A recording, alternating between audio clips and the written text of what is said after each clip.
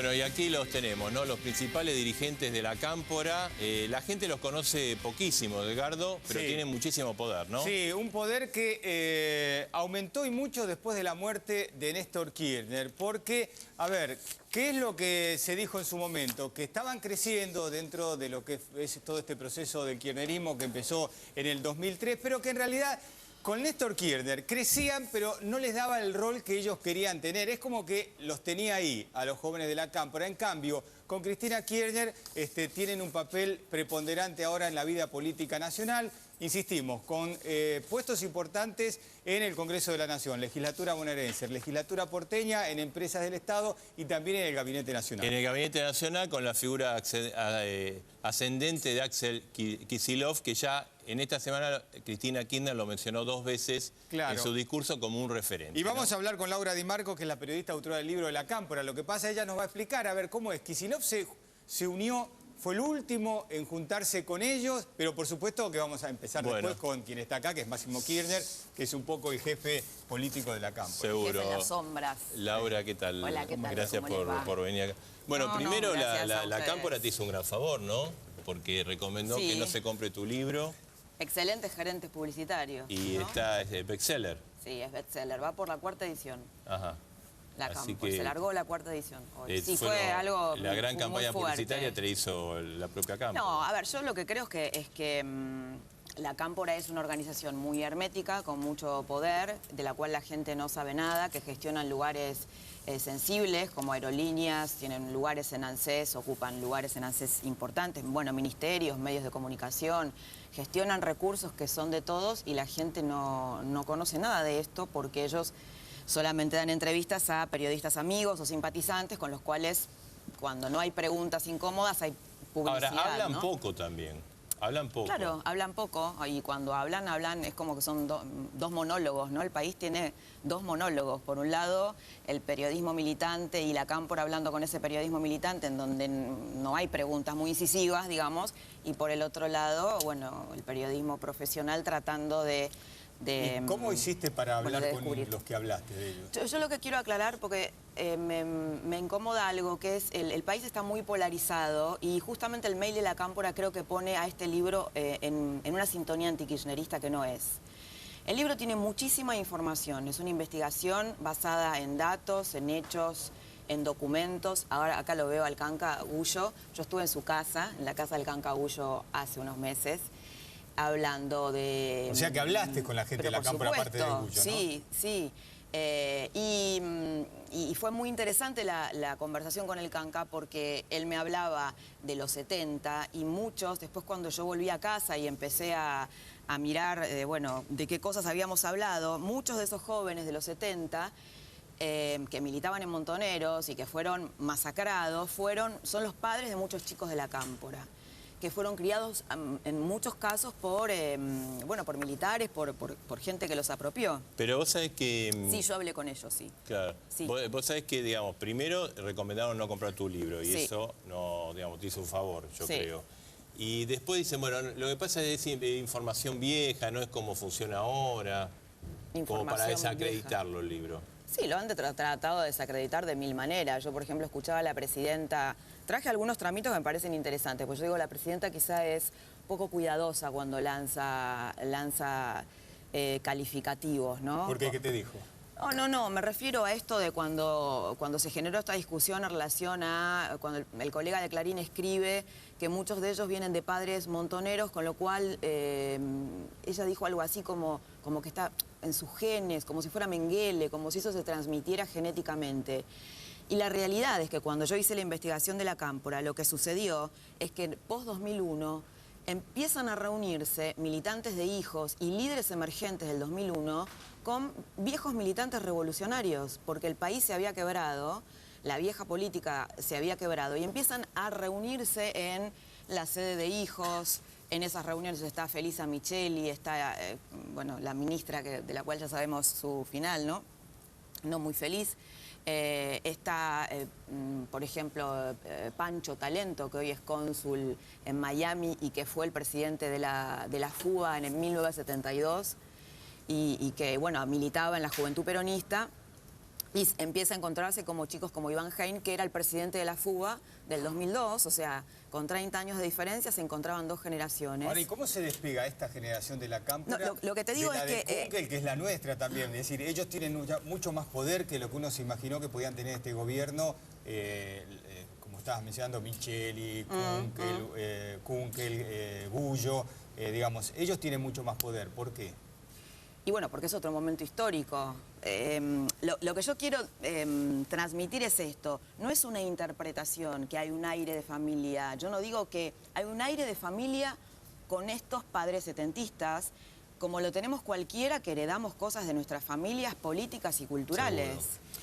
¿No? Vos dijiste muy bien, ¿no? No tiene que ver con lo genético, tiene que ver con lo histórico y tiene que ver con estos puentes que sí no se conocían, que es, antes de que existiera el kirchnerismo, los vínculos entre la izquierda revolucionaria y estos líderes emergentes que en el 2001 eran una especie de indignados de esa época, ¿no? De los anarquistas. Incluso Clarín había sacado, ellos hablaban con Clarín en esa época, no era el eje del mal todavía, había una movida que habían hecho en el 99, llamando a no votar, y Clarín le da un espacio importante. Laura, lo decíamos al comienzo y vos lo remarcaste apenas comenzaste, que no se los conoce. Por eso quisimos poner estas gigantografías para que la gente conozca su rostro. Pero antes de entrar en, digamos, qué hace cada uno y cuál es la importancia, la jefatura de Máximo Kirchner, una pregunta muy simple. ¿Son buenos o malos?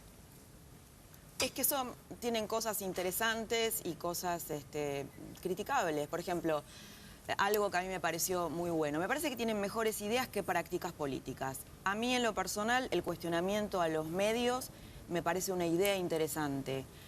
Me parece una idea interesante, me parece una idea innovadora. Ahora, en el momento de practicar algo nuevo, hacen más de la vieja política. Si vos ves cómo gestionan en Telam o en Canal 7, es lo mismo que hacía el menemismo con los medios estatales en los 90. Vos decís que las prácticas de ellos no deja que aparezcan las ideas.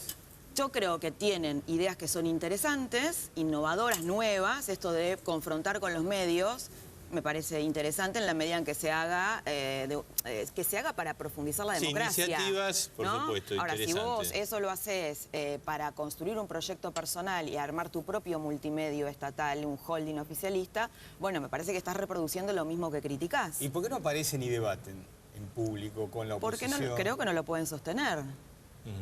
O no los deja la presidenta, los cuida. Es que, cuando uno sale a debatir también se pone, ¿no? En Telam, el otro día, hicieron una asamblea. Telam tiene sueldos importantes para lo que es el periodismo. Y los trabajadores hicieron una asamblea por censura y maltrato. ¿Cómo puedes defender eso? Y está gestionada por la Cámpora ahora.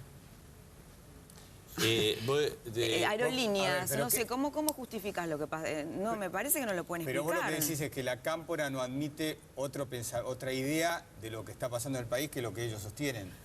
Bueno, yo creo que ese es el sesgo cultural. Yo digo, heredan marcas de los 70, lo poco democrático. Sí, me parece muy interesante el cuestionar, el confrontar, esto que te decía, por ejemplo, bueno, muchos debates, el tema de las AFJP, todos los debates a mí me parecieron interesantísimos. Ahora, tienen marcas culturales de época como el secretismo, el tomar decisiones de un modo hermético y poco democrático y no dar debates de cara a la sociedad solo con medios militantes, la depuración de los dudosos y de los cobardes, fue el caso de Iván Hein. ¿No? Ahora vamos a ir a ese caso, pero te quería preguntar, ¿son revolucionarios? Ellos lo que dicen es que reivindican el proyecto de sus padres, pero ayornado a este momento. ¿Y eso qué quiere decir? Y eso quiere decir, por ejemplo, poner directores estatales en empresas privadas tras la privatización de las AFJP, tras la estatización. ¿Pero eso es para cambiar o es para, participar del mundo capitalista? No, bueno, la gesta, por ejemplo, el tema de aerolíneas y la estatización de aerolíneas fue planteado como el proyecto productivo que ellos plantean. Después vemos si es productivo o no lo es. Lo que ellos dicen es que es un proyecto inclusivo de redistribución social, de corte nacional y popular, que es lo mismo que interrumpió la dictadura cuando en el 73 había comenzado este proyecto. Ellos continúan esta obra de sus padres en este momento, digamos. Ahora, hablando de Iván Hein, que está muerto, ¿ellos no admiten cuestionamientos internos dentro de la propia Cámpora? ¿El que cuestiona algo es marginado? Sí, creo que hay muy poco espacio para debatir, sí. ¿Y eso le pasó a Hein?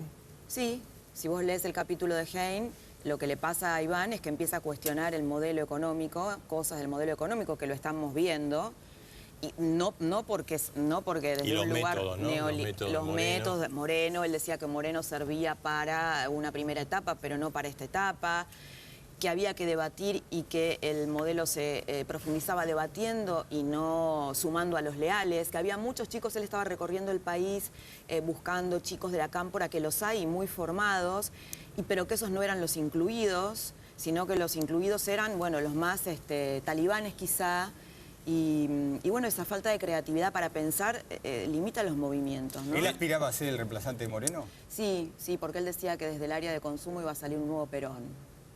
Porque el consumo era el tema de hoy, digamos. Así como en los 50 los derechos laborales eran el eje de la discusión, el consumo era el eje del debate político. ¿Y quién le bajó el dedo, Máximo o Cristina Kirchner a Hein? Bueno, a través del Cuervo Larroque, por lo menos lo que cuentan sus amigos, es, bueno, ya Máximo directamente, ¿no? Que primero le pedía que reportara directamente a él, que no lo atendiera Moreno. Después hay una conversación con el Cuervo Larroque que le dice, vos lo que pasa es que vos estás en contra del modelo. Estamos hablando de una estrella económica de la Cámpora, no era, digo, hay niveles... Sí, en ese momento más importante que Kicillof. En ese momento más importante que Kicillof, y además desde el inicio, con esto que yo les contaba antes, Iván fue presidente de la Fuga en el 2002, un líder emergente, y se empieza a enamorar del kirchnerismo cuando Kirchner asume, porque considera que estos indignados, esta antipolítica que ellos venían sosteniendo, puede encontrar en Kirchner un líder que... O sea, era de la primera hora, Iván Hein. Sí, de la primera hora. Axel Kicillof se hace de la Cámpora después de la muerte de Kirchner. Ahora, y Iván Hein, que por toda esta situación estaba deprimido. Claro, estaba deprimido, yo siempre digo, bueno, en su personalidad, en una personalidad como la de él, también, bueno, un chico ambicioso, pero también sincero en sus posiciones, y porque si no, bueno, se hubiera sometido, hubiera sido quizá más obediente y eso le hubiera subido sus acciones seguramente. Laura, vamos a empezar con Máximo Kirchner. A ver, porque en realidad se habla demasiado, se habla mucho de Máximo Kirchner, pero ¿qué es Máximo Kirchner? ¿Es el ideólogo, el que tiene realmente fuerza? El jefe. El jefe, todos le dicen sí, nadie le discute nada. ¿Qué es Máximo Kirchner en la estructura de la Cámpora? Me río porque lo veo al Cancagüyo y me acuerdo cuando hablábamos de él. Tengo una opinión distinta de la de Dante. A mí la sensación que me da es, que Máximo es un poco usado por los chicos de la Cámpora como mascarón de proa para bueno, obtener espacios de poder en un sistema personalista como el que vivimos, ¿no?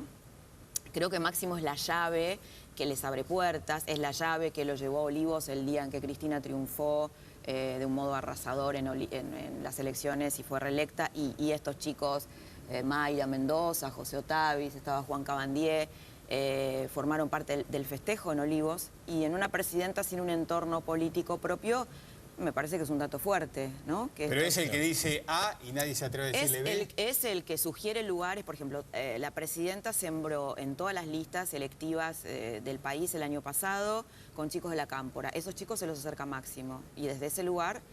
tiene poder. Y es el jefe, digamos, todo, vos decís, bueno, es un medio para muchos, ¿no? Para llegar a muchos. Pero además es el jefe, ¿le hacen caso? Sí, le hacen caso porque, digamos, sí, le hacen caso en cuanto a las unidades de la Cámpora, como ellos le llaman, como puede ser, no sé, Telam ahora, o Canal 7, o Aerolíneas. Máximo está sobre eso, y básicamente, digamos, su influencia es a través de su madre, ¿no? Claro. O sea, tiene una influencia afectiva como cualquier hijo mayor de una madre viuda, que en este caso además es presidenta, y realmente no tiene muchos cuadros propios. Máximo. Y lo escucha Máximo, desconfía del viejo peronismo.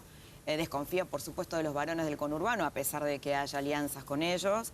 Y bueno, supongo que tendrá mucho miedo de ser traicionada y creo que, estoy segura, que encuentra lealtad y confianza en estos chicos que le deben todo y que no tienen una estructura como podría tener en su momento Massa o Lustó, de jóvenes, ¿no? Que ellos sienten que los terminaron traicionando. Laura, ¿no? Avancemos.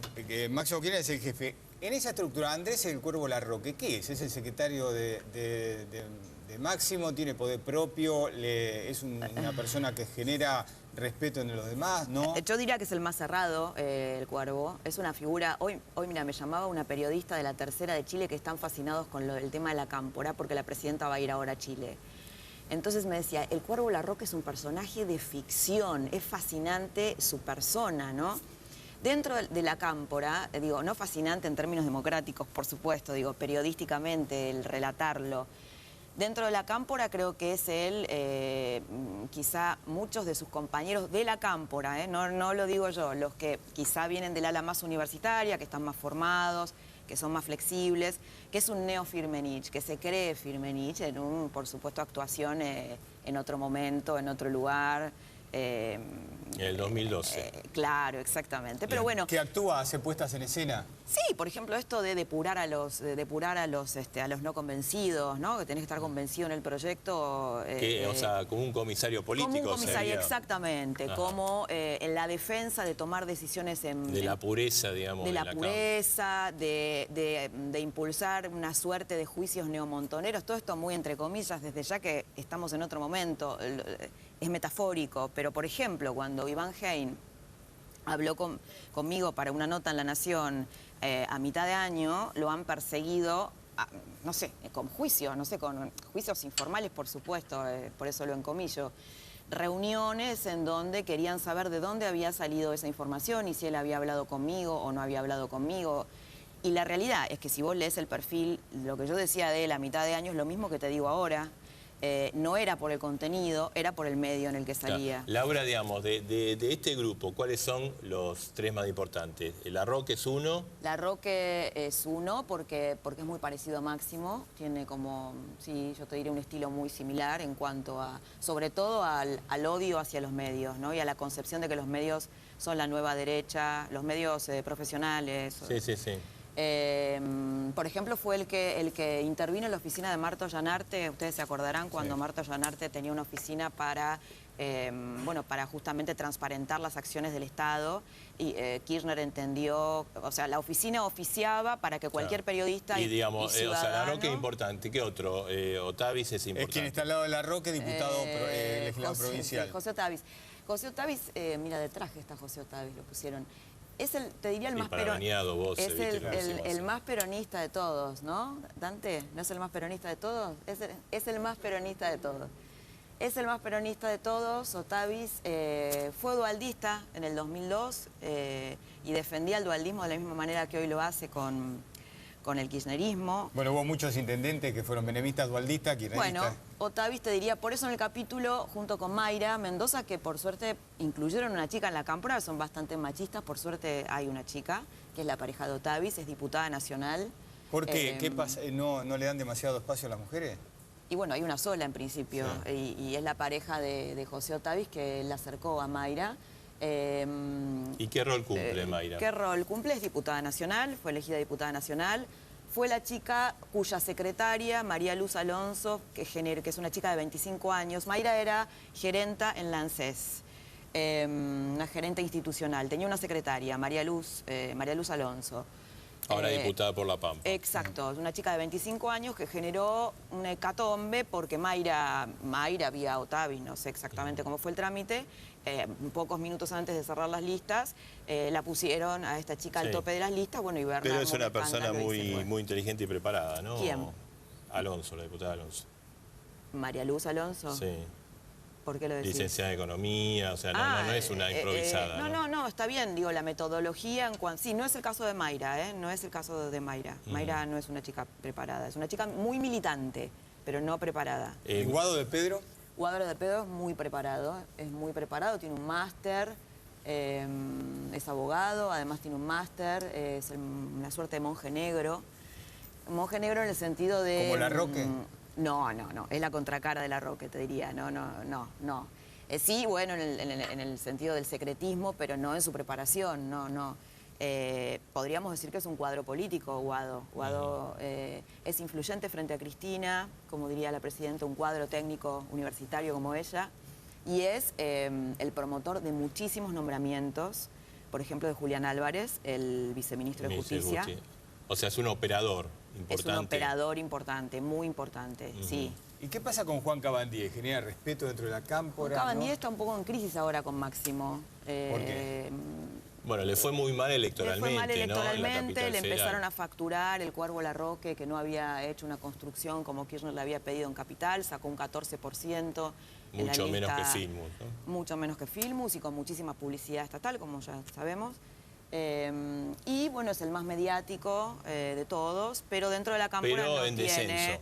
En descenso, le cuestionan que no tiene, bueno, formación política suficiente, que no hizo un discurso lo suficientemente ideológico cuando fue la campaña de Capital. Sí, está en descenso y con conflictos con Máximo ahora. Nos quedan dos.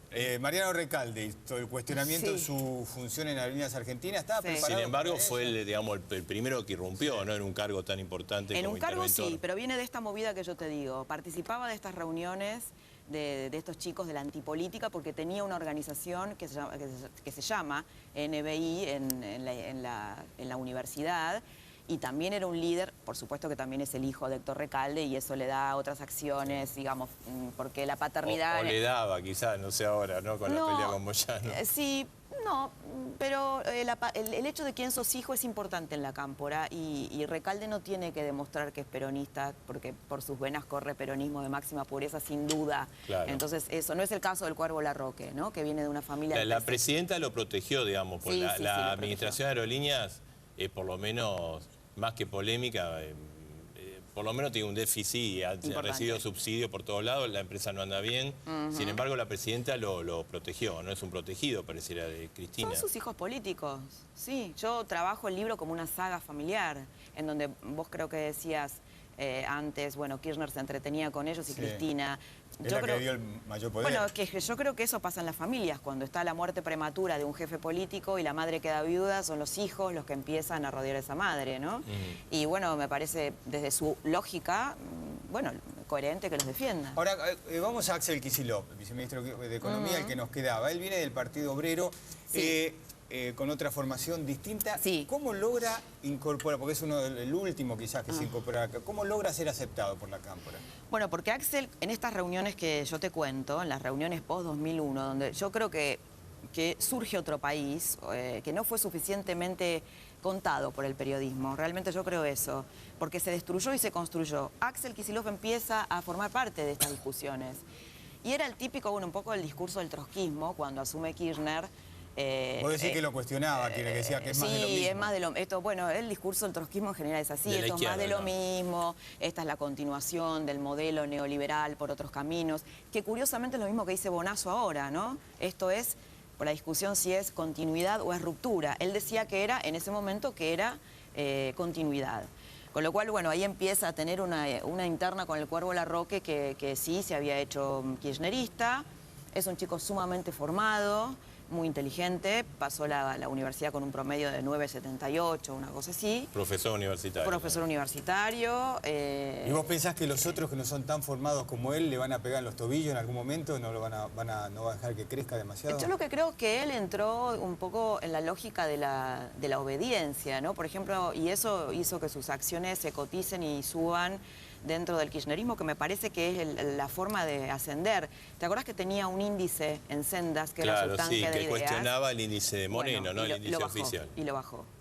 Ahora, así como Cabandier es una figura en baja, Kicillof es una figura en alza. Kicillof es una figura en alza. Como ves, son todos chicos, sobre todo los universitarios que prefiere Cristina. El predilecto es Guado y porque además primerió en la relación con Cristina. Todos los demás se acercaban a Kirchner con bastante cálculo porque él era el jefe. Nadie podía suponer que Kirchner iba a morir de un modo temprano. Y el único que se acerca en el 2004 a Cristina es Guado. Y a Cristina la conmueve muchísimo la historia de Guado, que tiene una historia terrorífica.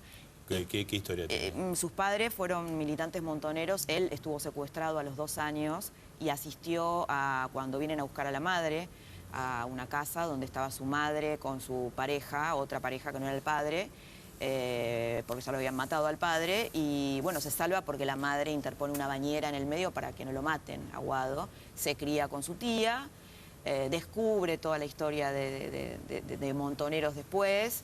Le decían, no sé, en la secundaria, vos sos el hijo de los ponebombas, por ejemplo, ¿no?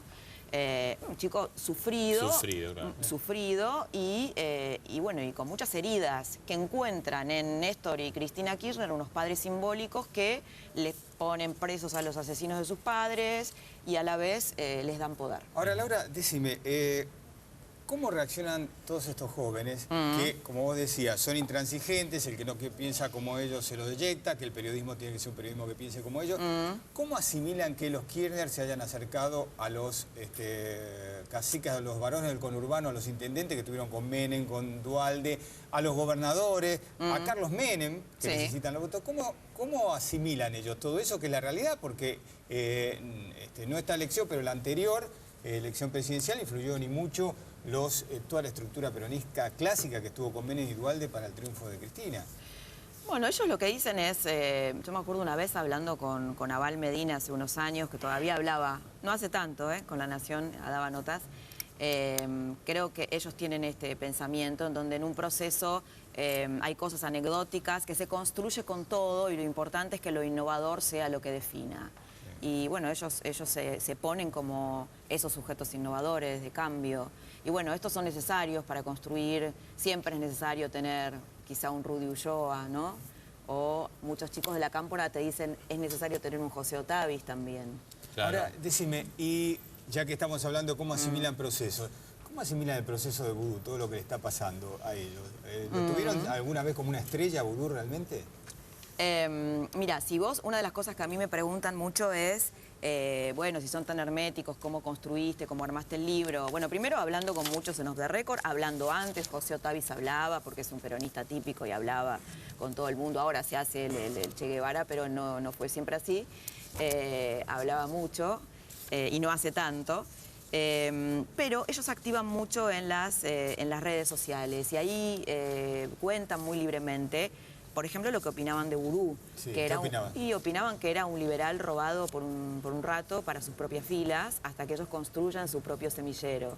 Por eso Máximo Kirchner dice que quiere ser una suerte de Jorge Grifa de la política y su rol, te diría, como yo realmente creo que no soportaría una entrevista, una exposición, no tiene pasta de líder político en ese plano. Sí me parece que tiene, quizá por el lugar que ocupa, bueno, poder juntar este semillero de jóvenes. Bueno, Grifa no para era, que sean no era un preparador cuadros. técnico que salía a los medios, por ejemplo. Ah, bueno, entonces, bárbaro, yo no sé buena, nada de fútbol. es una buena asociación. Ah, genial, O sea, es lo que él dice. O sea, Vudú era para ellos, a ver, alguien que se suma para sacar beneficio propio. Sí, es de estos liberales que tienen muchos. No sé, Bocio también tiene un pasado ligado al neoliberalismo, a la derecha católica. O sea, no son los únicos, hay muchos. Pero vos pensás que quizás ciertos ruidos que hubo y se conocieron entre Máximo y Vudú tienen que ver porque Vudú pensó que él le iba a usar de trampolín a la Cámpora también. Bueno, lo que las versiones, con muchas fuentes que lo comentan, es grave, pero no es novedad que la Cámpora utilice, y Máximo especialmente, sobre todo desde que tiene este rol de proteger a su mamá, los servicios de inteligencia con funciones domésticas, digamos. Y bueno, a partir de algunos informes de inteligencia que le llegaron de Vudú, concluyen que no es confiable, bueno, porque estuvo comentando que Cristina lo tenía como predilecto y que él era el delfín para el 2015 y sí, sin duda se acerca a los hijos políticos de Cristina para congraciarse, para escalar. Laura, gracias. ¿Vas a hacer la Cámpora 2? No, todavía. Y bueno, no sé, es un tema fascinante, ¿no? Depende también de la Cámpora que siga creciendo. Una última cosa quiero decirles. Me asombró, y ahí sí me parece que muestran su nivel de prejuicio y de autoritarismo, de sesgo autoritario, que salgan a criticar el libro e incluso hasta prohibirlo sin haberlo leído. Esto me parece muy fuerte, ¿no? Porque el libro tiene muchas cosas, no es un libro destructivo y tiene muchas cosas interesantes para debatir. Me imagino que no la dejan bien para Cristina Kirchner, porque Cristina Kirchner dice que no hay que prohibir nada y que no hay que repetir experiencias nefastas de la Argentina. Prohibir libros en la Argentina fue una experiencia nefasta. Bueno, ahora estamos viendo cómo va a ser la seguridad para la presentación de un libro, lo cual me parece dramático, con una democracia uno tenga que ocuparse de la seguridad por presentar un libro periodístico, ¿no? Esto me parece que dice mucho. Laura, muchas gracias, ¿eh? Y bueno, así conocimos a la cámpora y terminamos hablando con Vudú y vamos a meternos en el tema Vudú porque...